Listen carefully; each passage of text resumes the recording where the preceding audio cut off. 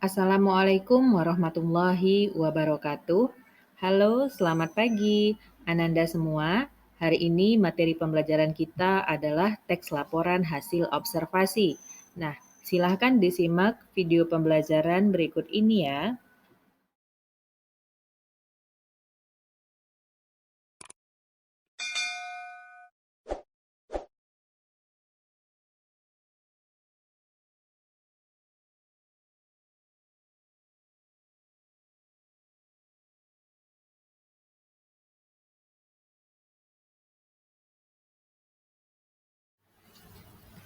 Cara mudah menganalisis struktur dan kaidah kebahasaan teks laporan hasil observasi.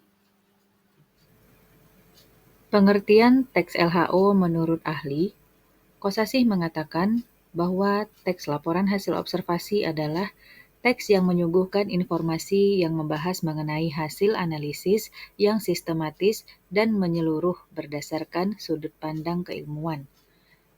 Lalu selanjutnya, Nawawi dan Martini, keduanya menjelaskan bahwa teks hasil observasi adalah jenis teks atau tulisan yang berisi hasil kegiatan mengamati dan pencatatan secara urut. Selanjutnya, ciri-ciri teks laporan hasil observasi. 1.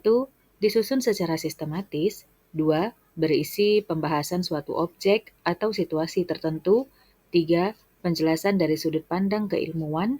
4. Terdapat perincian suatu objek. 5. Disusun menggunakan bahasa baku yang jelas. Teks laporan hasil observasi memiliki 3 struktur bagian. Yang pertama disebut dengan pernyataan umum, yaitu bagian pendahuluan yang berisi penjelasan umum mengenai objek yang diamati.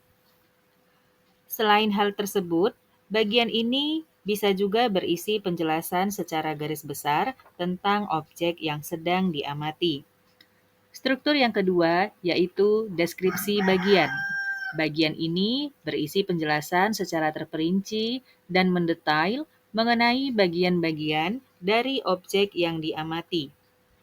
Struktur yang ketiga disebut deskripsi manfaat. Bagian ini berisi manfaat-manfaat dari objek yang diamati. Hal ini menunjukkan bahwa setiap objek yang diamati memiliki manfaat atau fungsi dalam kehidupan. Perhatikan contoh teks laporan hasil observasi berikut ini. Kelapa.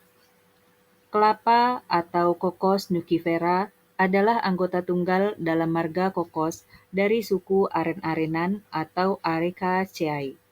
Kelapa juga adalah sebutan untuk buah yang dihasilkan tumbuhan ini.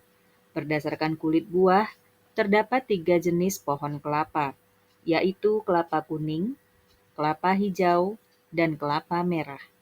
Ketiga jenis kelapa tersebut hampir semua bagiannya berguna bagi manusia, sehingga dianggap sebagai tumbuhan serbaguna. Akar pohon kelapa merupakan akar serabut, tebal, dan berkayu. Batang kelapa beruas-ruas, namun bila sudah tua tidak terlalu tampak.